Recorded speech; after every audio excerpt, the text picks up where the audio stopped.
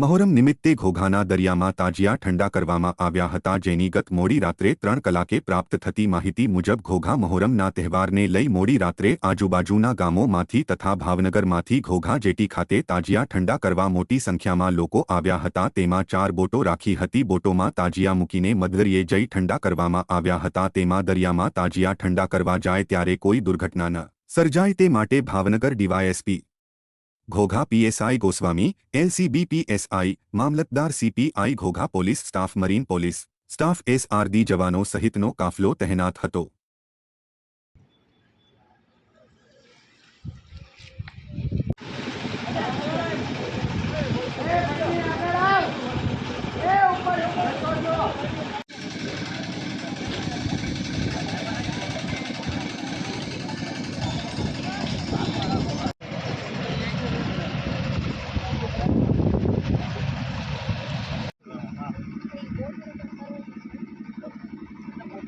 ring से ring में ओછી તો 4 અને 3 જણા તો આરામથી